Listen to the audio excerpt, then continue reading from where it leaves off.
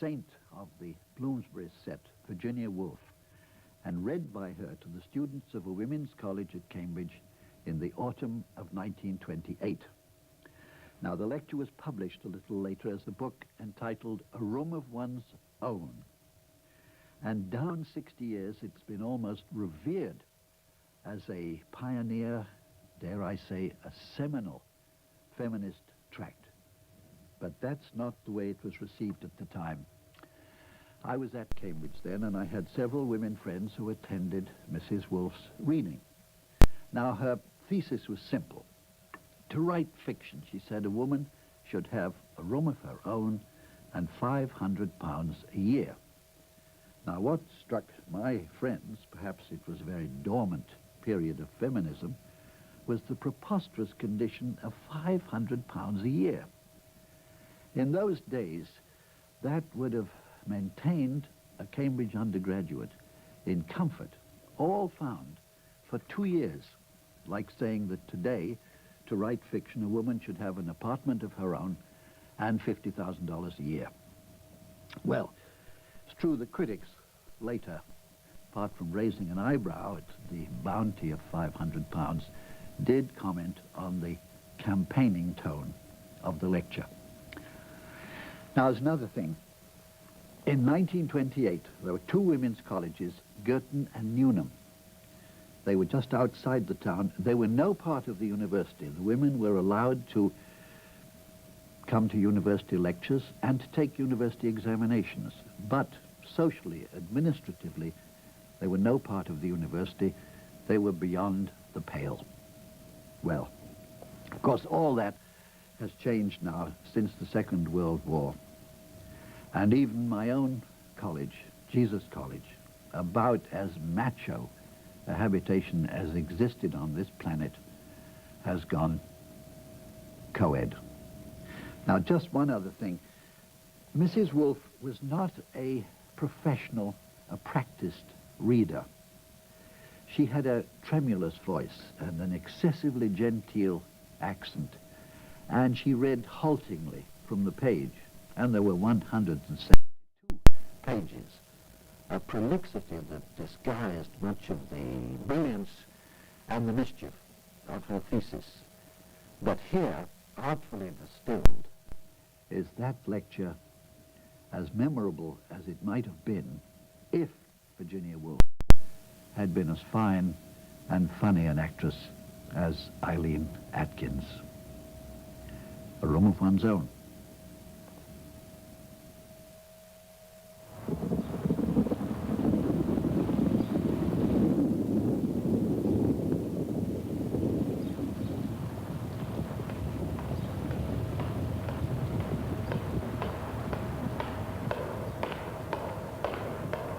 I'm back from speaking at Girton in floods of rain.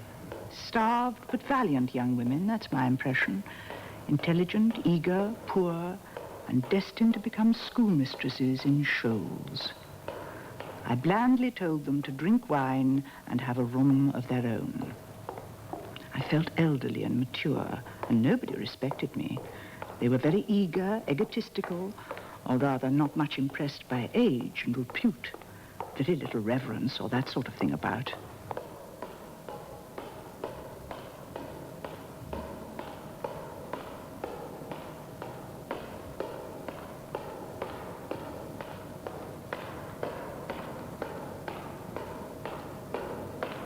But, you may say, we asked you to speak about women and fiction.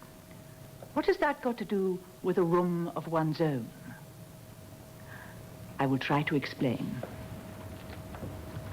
When you asked me to speak to you about women and fiction, I sat down on the banks of the river, here in Cambridge, and began to wonder what the words meant.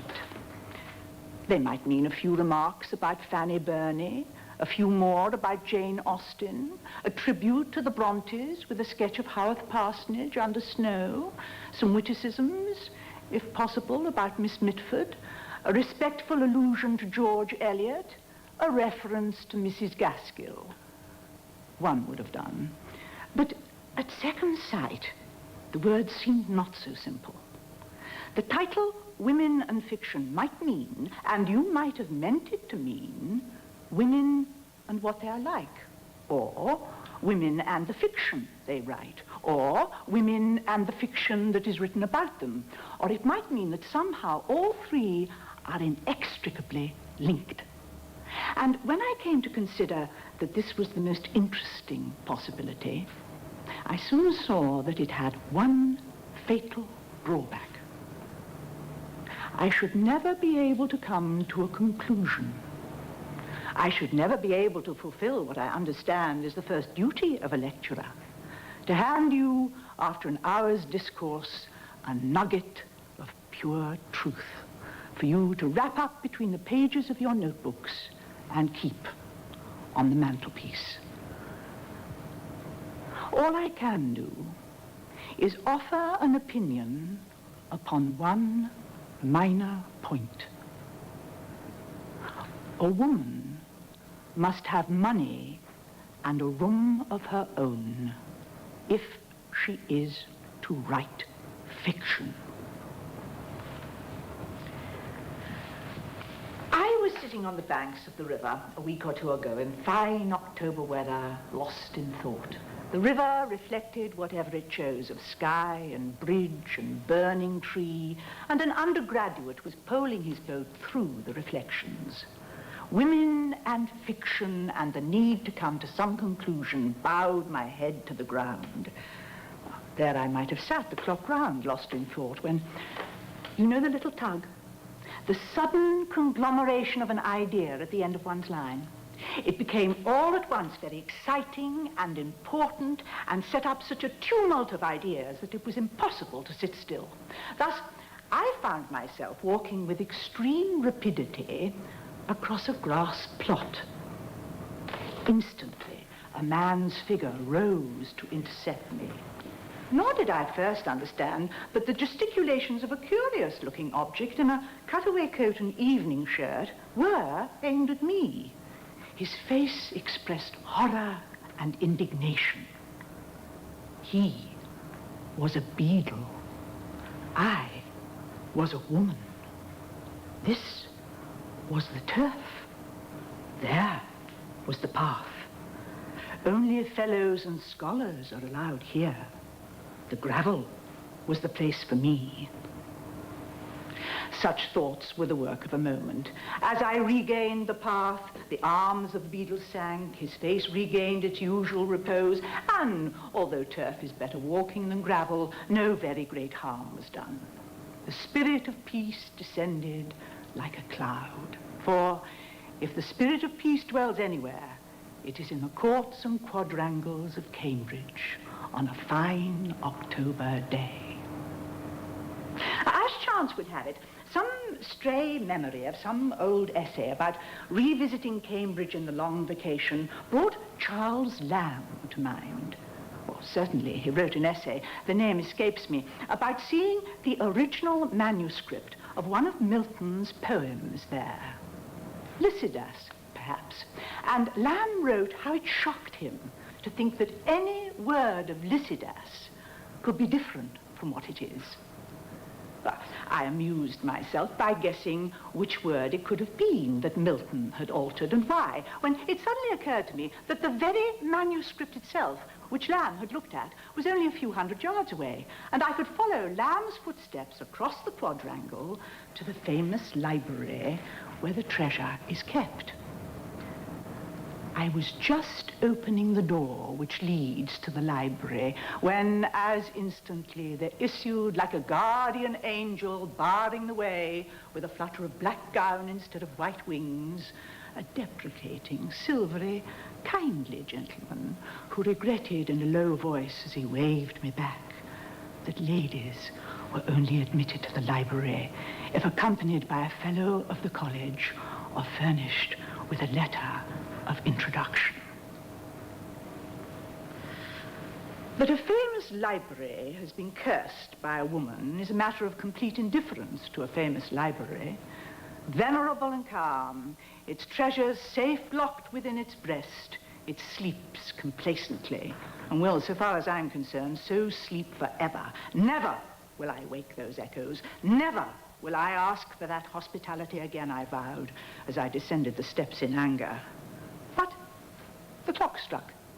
It was time to make my way to Girton for dinner. Dinner was being served in the great hall. Everybody was assembled. Dinner was ready. Here was my soup. It was a plain gravy soup. There was nothing to stir the fancy in that. One could see through the transparent liquid any pattern there might have been on the plate itself, but there was no pattern. The plate was plain. Next came beef, with its attendant greens and potatoes, a homely trinity suggesting the rumps of cattle in a muddy market, and sprouts curled and yellowed at the edge, and bargaining and cheapening, and women with string bags on Monday mornings. There was no reason to complain of human nature's daily food, seeing that the supply was sufficient, and coal miners, doubtless, were sitting down to less. Prunes and custard followed. Now, if anyone complains that prunes, even when mitigated with custard, are an uncharitable vegetable for fruit, they are not. Stringy as a miser's heart and exuding a fluid such as might run in a miser's veins, he should reflect that there are people whose charity embraces even the prune. Biscuits and cheese came next, and here the water jug was passed liberally round the table, for it is the nature of biscuits to be dry, and these were biscuits to the core. But that was all. The meal was over, everybody scraped their chairs back, soon the hall was emptied of any sign of food, and made ready, no doubt, for breakfast the next morning. Up staircases and down corridors the youth of England went, banging and singing. And was it for a guest, a stranger, to say, dinner was not good? Well, by now, I was alone with my friend, let us call her Mary Seton, in her sitting room. And happily, my friend, who taught science, had a cupboard where there was a squat bottle and little glasses. So we were able to draw up to the fire and repair some of the damages of the day's living. I thought it best to expose what was in my mind to the air.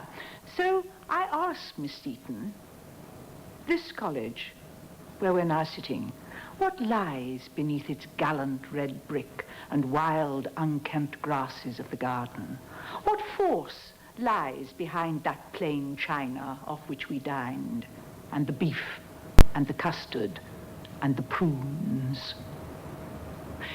Well, said Mary Seton, about the year 1860, oh, but you know the story, she said, bored, I suppose, with the recital, and she told me. Rooms were hired, committees met, envelopes were addressed, circulars drawn up, meetings were held, letters read out. So-and-so has promised so much. Mr. So-and-so won't give a thing. The Saturday Review has been very rude. How are we going to pay for the offices? Shall we hold a bazaar? What about a concert?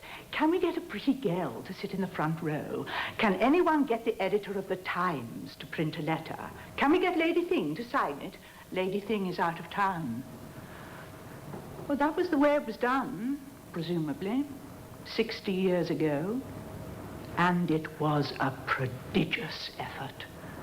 The founder of this college, Emily Davis, said, we ought to ask for 30,000 at least.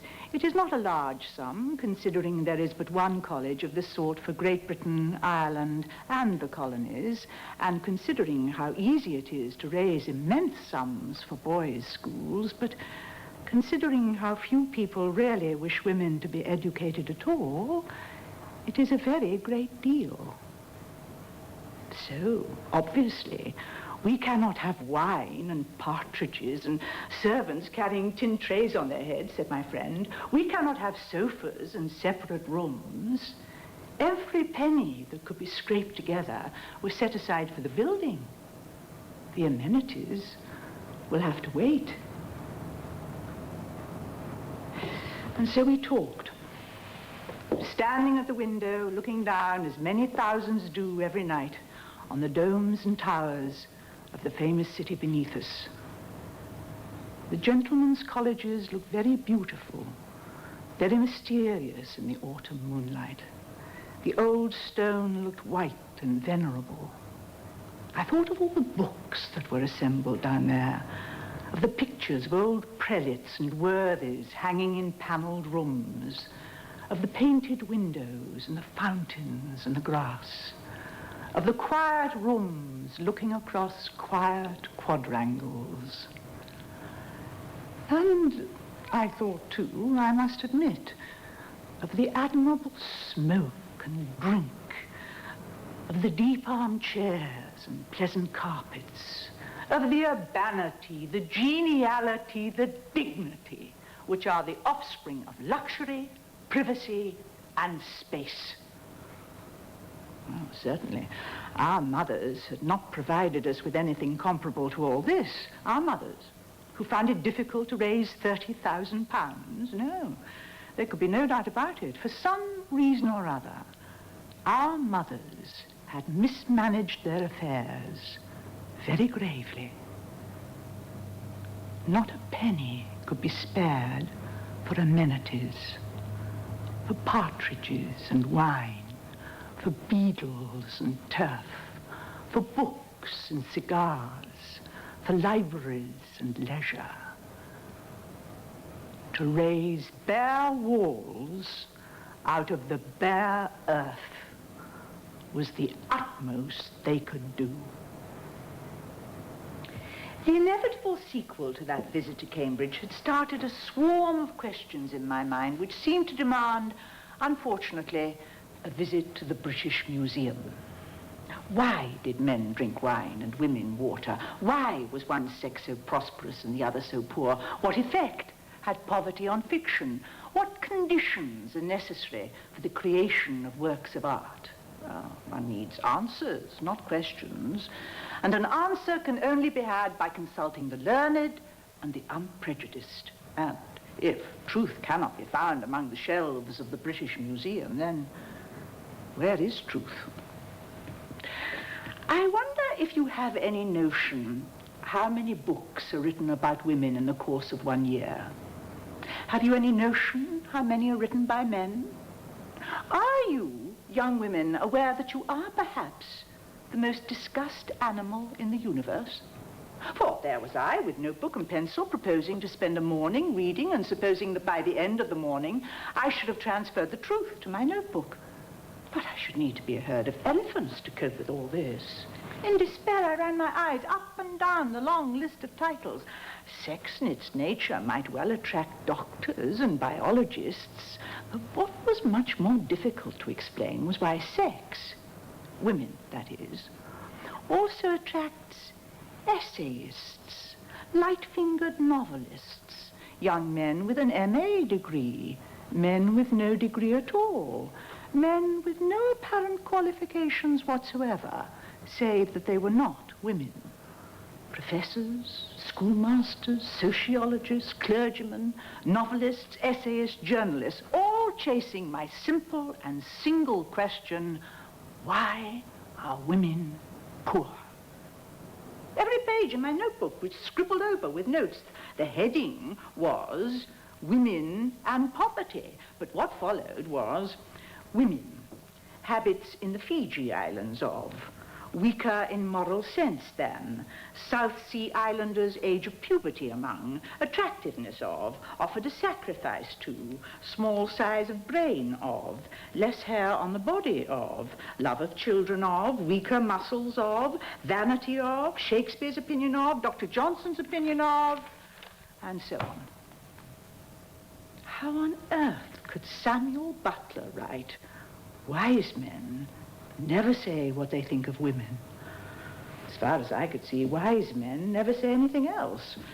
I couldn't possibly go home and add as a serious contribution to my study of women and fiction that women had less hair on their bodies than men, or that the age of puberty among South Sea Islanders was 9, or is it 90? But while I had been pondering where I should have been coming to a conclusion, I had been sketching a face, a figure. It was the face and figure of Professor von X, engaged in writing his monumental work entitled The Mental, Moral, and Physical Inferiority of the Female Sex. He was not a man attractive to women. Heavily built, he had a great jowl. To balance that, he had very small eyes. He was very red in the face. His expression suggested that he was laboring under some emotion which made him jab his pen at his paper as if he was killing some obnoxious insect. And even when he had killed it, that still did not satisfy him. He must go on killing it. And even then, some cause for anger and irritation remained. Could it be his wife, I wondered? Was she in love with a cavalry officer, slim and elegant and dressed in astrakhan?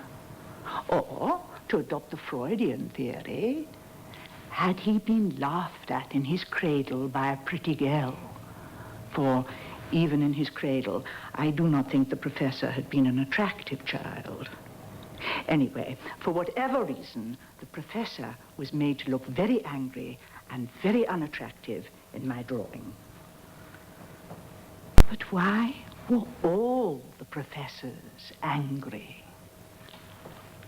I thought it better to narrow the inquiry and turn to the historian, who records not opinions but facts, to find out under what conditions women lived, not throughout the centuries, but in England, say, at the time of Elizabeth. For it is a perennial puzzle why no woman wrote a word of that extraordinary literature, when every other man, it seemed, was capable of a song or a sonnet.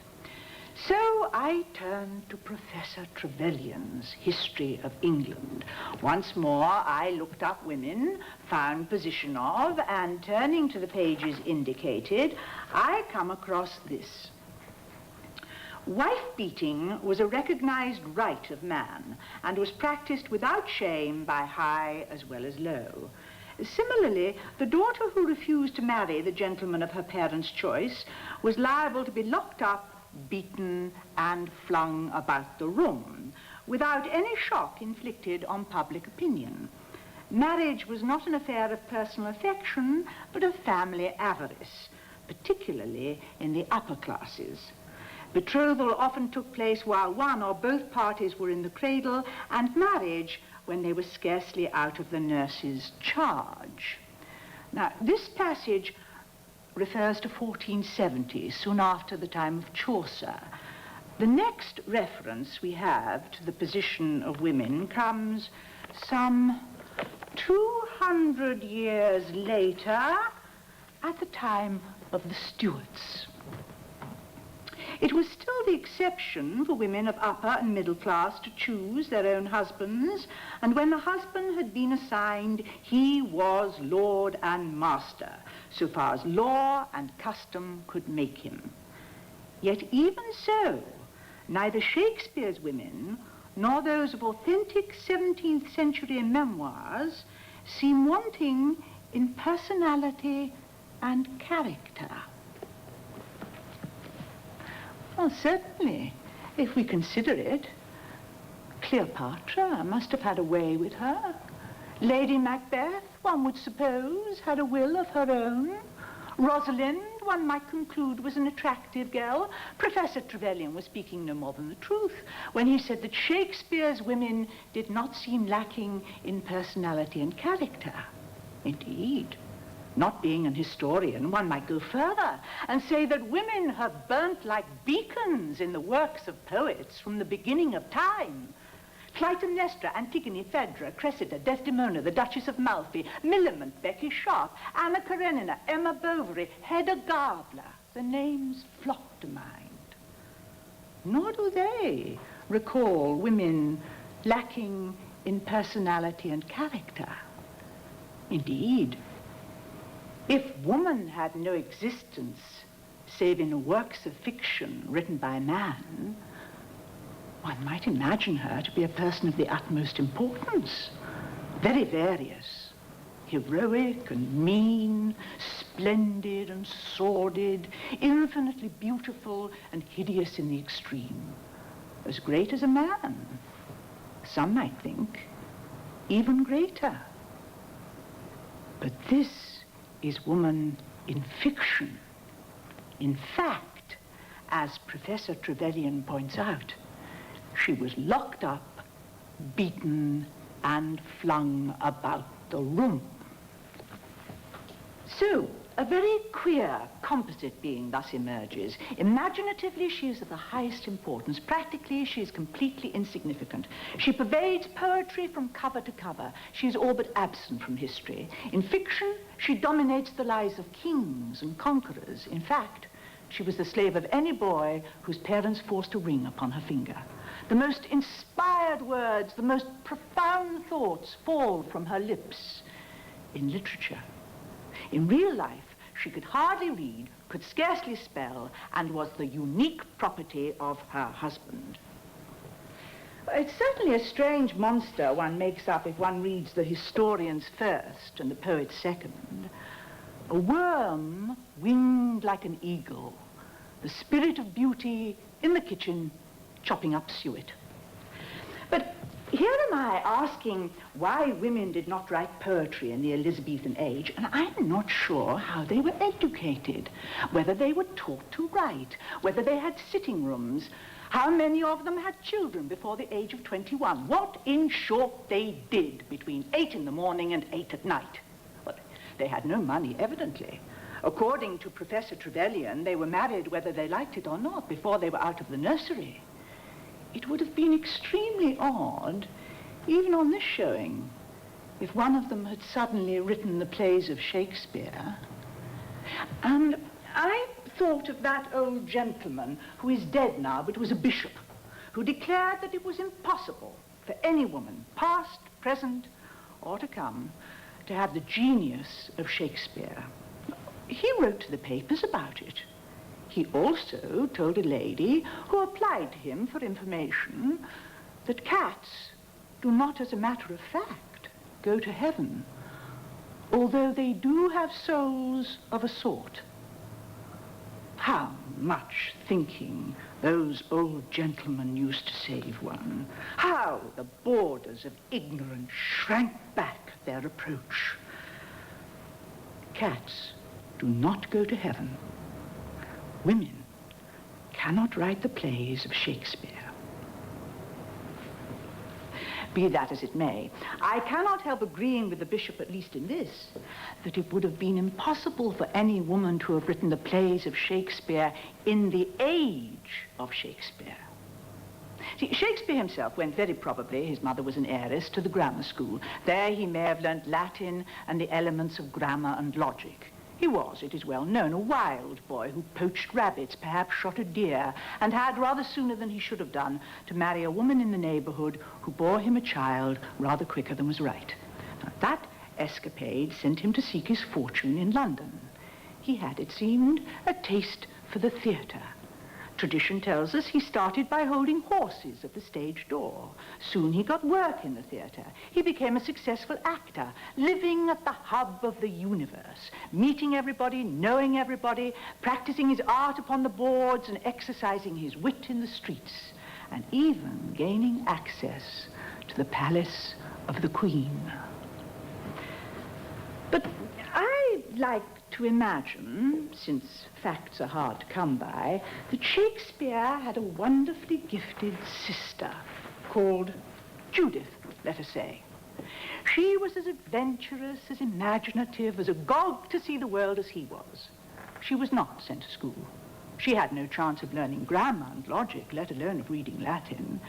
She picked up a book now and again, perhaps one of her brothers, and read a few pages, but then her parents came in and told her to mend the stockings or mind the stew and not to moon about with books. Perhaps she scribbled a few pages on the sly up in the apple loft, but was careful to hide them or set fire to them. Soon, however, before she was out of her teens, she was betrothed to the son of a neighboring wool stapler. She cried out that marriage was hateful to her, and for that she was severely beaten by her father. She made a small parcel of her belongings, let herself down by rope one summer's night, and took the road to London. She was not 17. The birds that sang in the hedges were not more musical than she was. She had the quickest fancy, a gift, like her brothers, for the tune of words. Like him, too, she had a taste for the theatre. She stood at the stage door. She wanted to act, she said.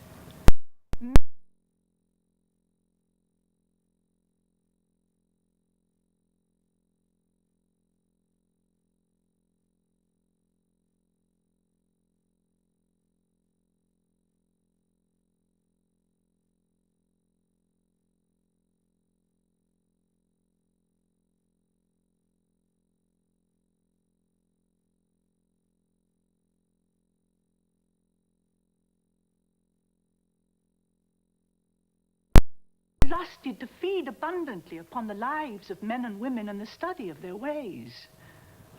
At last, for she was very young, oddly like Shakespeare, the poet, in her face, the same grey eyes, the same rounded brows. At last, Nick Green, the actor-manager, took pity on her. She found herself with child by that gentleman. And so, who can measure the heat and violence of a poet's heart when caught and tangled in a woman's body? And so she killed herself one winter's night and lies buried at the crossroads where the omnibuses now stop outside the Elephant and Castle.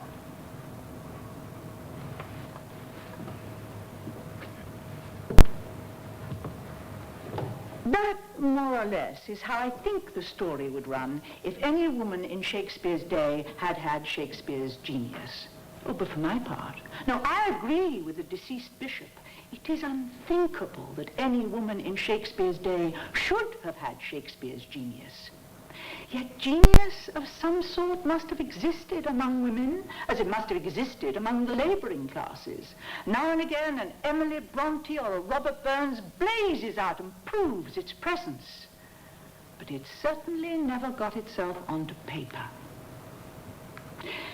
When, however, one reads of a witch being ducked, or of a woman possessed by devils, or of a wise woman selling herbs, or even of a very remarkable man who had a mother, then I think we're onto the track of some lost novelist, some repressed poet, some mute and inglorious Emily Bronte who dashed her brains out on the moors or mocked and mowed on the highways, crazed with the torture that her gift had put her to.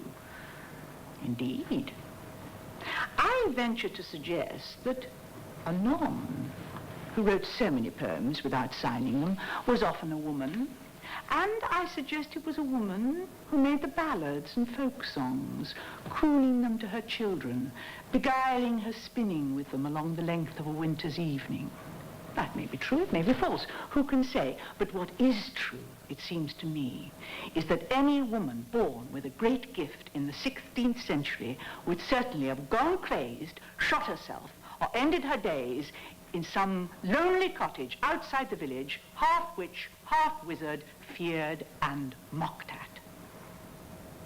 To have lived a free life in London in the 16th century would have meant for any woman who was poet and playwright a nervous stress and dilemma which might have killed her. Undoubtedly, had she survived, when one looks at the shelves of books where there are no plays by women and no poetry by women, she would have gone unsigned. Chastity may be a fetish invented by certain societies for unknown reasons, but it had then, and still has now, a religious importance in women's lives. And it is a relic of that sense of chastity which has dictated anonymity to women until even late in the 19th century. Currer, Ellis, Acton Bell, George Eliot, Georges Sand, all victims of inner strife, as their writings prove, sought ineffectively to veil themselves by using the name of a man. So, it was apparent that even late in the 19th century, a woman was not encouraged to be an artist. On the contrary, she was snubbed, slapped, lectured and exhorted. Her mind must have been strained and her vitality lowered by the need of opposing this, of disproving that. For here we come within range of that very interesting and obscure masculine complex, that deep-seated desire, not so much that she should be inferior, but that he should be superior, which plants him wherever one looks, not only in front of the arts, but barring the way to politics too. Even Lady Besborough, with all her passion for politics, humbly bows herself and writes to her friend, Lady Lucan Gore, notwithstanding my violence in politics and talking so much on that subject, I perfectly agree with you that no woman has any right to meddle with that or with any serious business other than giving her opinion if she is asked. But what one finds amusing now when one thinks of Lady Besborough had to be taken in desperate earnest once. Opinions that one now pastes in a book labeled cock-a-doodle-dum drew tears once, I can assure you. Amongst your grandmothers and great-grandmothers, there were many who wept their eyes out. Florence Nightingale shrieked aloud in her agony. Moreover, it is all very well for you who have got yourselves to college and enjoy sitting rooms, even bed-sitting rooms of your own, for you to say, genius should disregard such opinions. Genius should be above caring what the world says of it. Unfortunately, it is precisely the men and women of genius who mind most of all what is said of them. Remember Keats. Remember the words he had cut on his tombstone. Well, think of Tennyson. But I need hardly multiply examples of the undeniable, if very unfortunate fact that it is the nature of the artist to mind excessively what is said of him. Literature is strewn with the wreckage of men who have minded beyond all reason the opinion of others, because the mind of the artist, in order to achieve the prodigious effort of freeing whole and entire the work that is in him, must be incandescent, like Shakespeare's mind. There must be no obstacle in it, no foreign matter unconsumed. All desire to protest, to preach, to proclaim an injury, to pay off an old score, to make the world witness to some hardship, must be fired out and consumed, as it was in Shakespeare's mind. Oh, the poetry flows out of him, free and unimpeded. If ever a human being expressed his work completely, it is Shakespeare. Perhaps that's why we know so little about him. His grudges, his hates, his antipathies are hidden from us. If ever a mind was incandescent, unimpeded, it is Shakespeare's mind.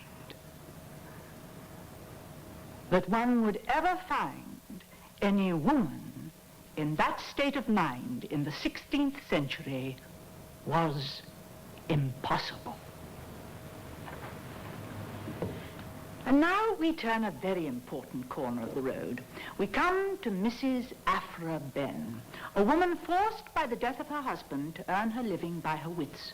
She had to work on equal terms with men, and by working very hard, she made enough to live on. Now, the importance of that fact outweighs anything that she ever actually wrote, for Aphra Behn proved that money could be made by writing, at the sacrifice perhaps of more agreeable qualities, and was of practical importance. And so by degrees, writing became not merely a sign of folly and of a distracted mind. The extreme activity of mind among women later in the 18th century, the meeting, the talking, the writing of essays, the translation of the classics, was founded on the solid fact that women could make money by writing. And money dignifies what is frivolous if unpaid for. And so, later in the 18th century, a change came about which, if I was rewriting history, I should find of greater importance than the Crusades or the Wars of the Roses. The middle-class woman began to write. For if Pride and Prejudice matters, if Middlemarch, if Wuthering Heights, if Villette matter, then it matters far more than I can prove in an hour's discourse. That women generally, and not just the lonely aristocrat, took to writing. For without those forerunners, Jane Austen and the Brontes and George Eliot could no more have written than Shakespeare could have written without Marlowe, or Marlowe without Chaucer, or Chaucer without those forgotten poets who tamed the natural savagery of our tongue. For masterpieces are not single and solitary efforts. They are the outcome of years of thinking in common, so that the experience of the mass is behind the single voice. Jane Austen should lay a wreath on the grave of Fanny Burney, and George Eliot do homage to the robust shade of Eliza Carter, that valiant old woman who tied a bell to her bedstead in order that she might wake early and learn Greek. And women everywhere should let flowers fall on the tomb of Mrs. Aphra Behn, which is scandalously, but rather appropriately, in Westminster Abbey, for she it was who earned them the right to speak their mind. For now that Aphra Behn had done it, girls could go to their parents and say, "You need not give me an allowance. I can make money by my pen." And of course, for years to come, the answer was, yes, by leading the life of Aphra Behn, death would be better. But it is she, shady and amorous though she was, who makes it not quite fantastic for me to say to you tonight, earn $500 a year by your wits. It is a truth universally acknowledged that a single man in possession of a good fortune must be in want of a wife. Now, without boasting or giving pain to the opposite sex, one may say that Pride and Prejudice is a good book. Certainly, I'm not alone in saying that I should not have been ashamed to have been caught in the act of writing Pride and Prejudice, but Jane Austen was glad that a door hinge creaked, that she might hide her manuscript if anyone came in. To Jane Austen, there was something discreditable in writing Pride and Prejudice. But the chief miracle is that there is no sign that had she not had to hide her manuscript, Pride and Prejudice would have been a better book. Here was a woman, about the year 1800, writing without hatred, without bitterness, without fear, without preaching. And when people compare, as they rightly do, Shakespeare and Jane Austen, they mean that the minds of both had consumed all impediments. And for that reason, we do not know Jane Austen, and we do not know Shakespeare. And for that reason, Jane Austen pervades every word she wrote, and so does Shakespeare. If she suffered in any way from her circumstances, it was in the narrowness of the life that was imposed upon her. She never traveled. She never rode through London in an omnibus. She never had luncheon in a shop by herself. But perhaps it was the nature of Jane Austen not to want what she'd not got. But was that true of Charlotte Bronte? The woman who wrote Jane Eyre had more genius in her than Jane Austen, but she will write of herself when she should write of her characters. She cannot express her genius whole and entire. She is at war with her lot. How could she help but die young, cramped, and thwarted? But play for a moment with a thought of what might have happened if Charlotte Bronte had possessed, say, $300 a year. In fact, the foolish woman sold the copyright of her novels outright for £1,500, but she knew, no one better, how enormously her genius would have profited if experience and intercourse and travel had been granted her. They were not granted. They were withheld.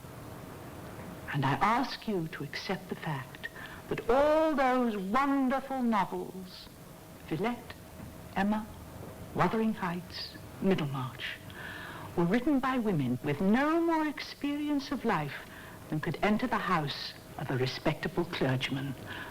Written, too, in the common sitting room of that respectable house, and by women so poor that while writing Wuthering Heights, Emily Bronte could only afford a few quires of writing paper at a time, as well, naturally, as cooking and ironing for the family, and both kneading and baking the bread. What genius, what integrity Emily Bronte must have needed in the face of all that opposition, in the midst of that purely patriarchal society, to hold fast to the thing without shrinking. Only she and Jane Austen did it. Perhaps that was the finest feather in their caps. They wrote as women write, not as men write. They alone ignored the perpetual admonitions of the eternal pedagogue to think this, write that. They alone were deaf to that persistent voice, now grumbling, now domineering, now grieved, now shocked, now angry, now avuncular, that voice which cannot let women alone, but must be at them like a conscientious governess, adjuring them to be refined, dragging even into the criticism of poetry, criticism of sex, admonishing them if they would be good and win some shining prize to keep within certain limits, to acknowledge the limitations of their sex. I'm not going to stir those old pools, but it would have needed a very stalwart young woman in 1828 to have ignored all those snubs and chidings and promises of prizes. What a firebrand she would need to be to say, oh, but you can't buy literature too. Literature is open to everybody. No, I refuse to allow you, beadle though you are, to turn me off the grass. Lock up your libraries if you like. There is no gate, no lock, no bolt that you can set upon the freedom of my mind. But perhaps to think, as I have been thinking, of one sex as distinct from the other is an effort. It is fatal for anyone to be a man or woman, pure and simple. One must be woman-manly or man-womanly. It is especially fatal for any woman to lay the least stress on any grievance, to plead, even with justice, any cause, to speak in any way consciously as a woman. And fatal is not just a mere figure of speech, for anything written with that conscious bias is doomed to death. It ceases to be fertilized. Brilliant and effective, powerful and masterly, it may appear for a day or two. It must wither at nightfall. It cannot grow in the minds of others. Some collaboration has to take place in the mind between the man and the woman for the art of creation to be accomplished. Some marriage of opposites has to be consummated. There must be freedom, there must be peace. Not a wheel must grate, not a light glimmer. The curtain should be close drawn, and when his experience is over, the writer should lie back and let his mind celebrate its nuptials in darkness.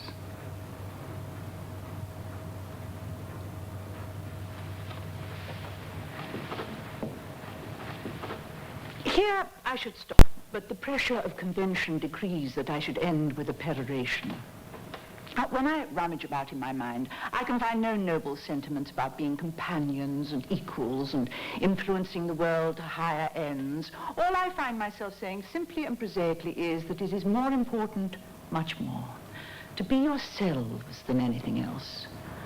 Do not dream of influencing other people. I would say, if I knew how to make it sound exalted, think of things in themselves.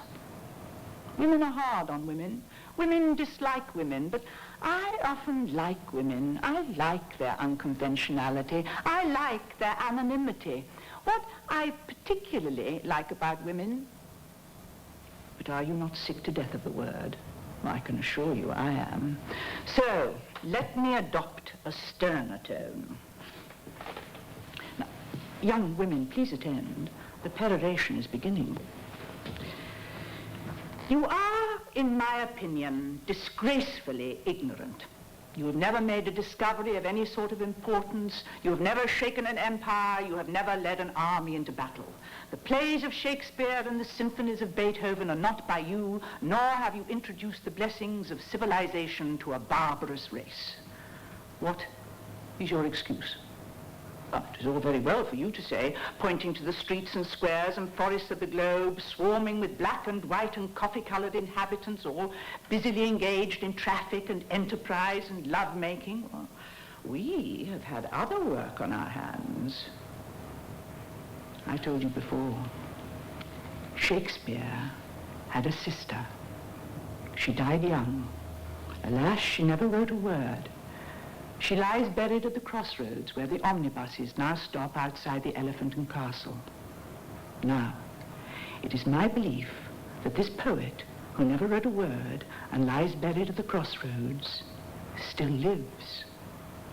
She lives in you, and she lives in me, and in many other women who are not here tonight because they're washing up the dishes or putting the children to bed, but she lives.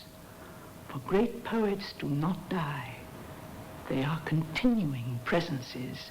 They need only the opportunity to walk among us in the flesh. Now, I think that opportunity is now coming within your power to give her.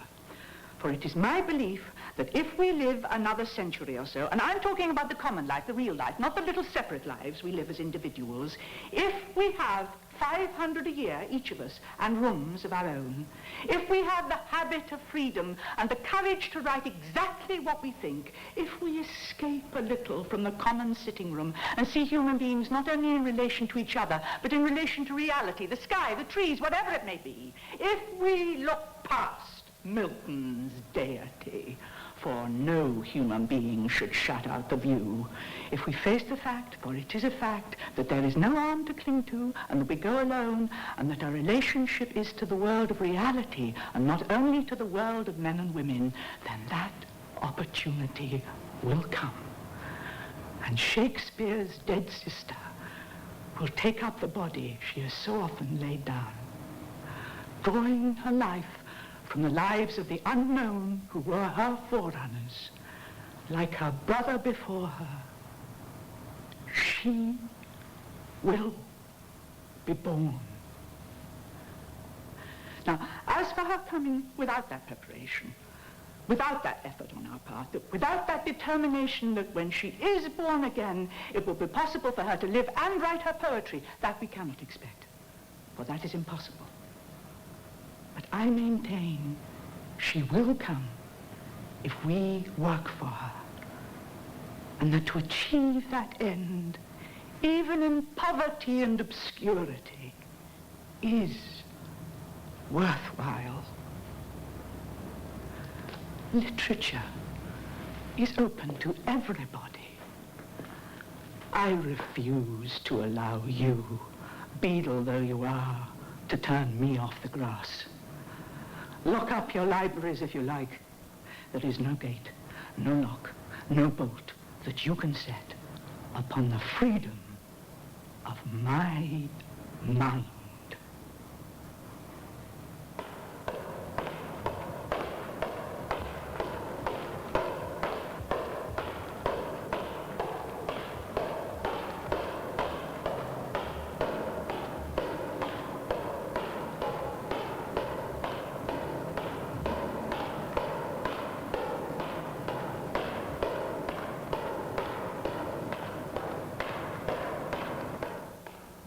Masterpiece Theater is accessible to deaf and hard of hearing viewers thanks to closed captioning by the Caption Center at WGBH, celebrating its 20th anniversary this year.